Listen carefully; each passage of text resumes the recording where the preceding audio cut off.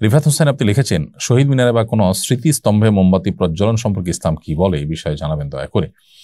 শহীদ মিনারে বা কোনো স্মৃতিস্তম্ভে মোমবাতি প্রজ্বলন ইসলাম শরিয়ার দৃষ্টিকোণ থেকে প্রশংসনীয় কোনো বিষয় নয়।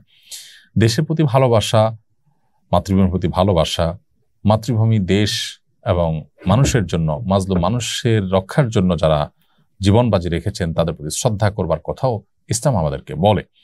কিন্তু সেই শ্রদ্ধা ভালোবাসা প্রকাশের যে প্রক্রিয়া সেটা যেন যথাযথ হয়, শরিয়া সিদ্ধ হয়, সেটাই শরিয়া বলে। এমন কোনো কাজ যে কাজের আসলে বৈজ্ঞানিক কোনো ভিত্তি নাই, ধর্মীয় কোনো ভিত্তি নেই, সেটা কোনো অবস্থাতে আসলে গ্রহণযোগ্য হতে পারে না। ধরুন কিছু মানুষ মারা গেছে, তাদেরকে স্মরণ করে আমরা একটা শহীদ মিনার তৈরি করলাম। সেই শহীদ মিনারে আমরা যদি মোমবাতি দেই, হাজার হাজার টাকা, লাখ লাখ টাকা খরচ করে ফুল রাখি, তাতে মৃত মানুষদের কোনো উপকারে আসবে না।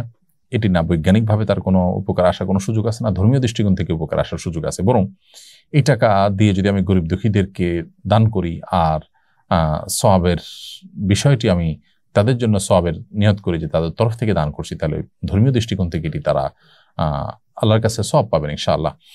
সেই সাথে তাদের শরণার্থে আমরা যদি গরিব মানুষের জন্য কাজ করি, কোনো কল্যাণমূলক কাজ করি, বা তাদের পরিবারের জন্য আমরা কিছু করতে পারি, সেটাও যৌক্তিক এবং ধর্মীয় দৃষ্টিকোণ থেকে সঠিক। এই জায়গা থেকে এই জাতীয় স্মৃতিস্তম্ভে মোমবাতি জ্বালানো কিংবা ফুল দেওয়া ইসলাম শরিয়ার দৃষ্টিকোণ থেকে অনর্থক কাজ, বরং কোনো কোনো ক্ষেত্রে এটা শিরকের সাথে সাদৃশ্যপূর্ণ।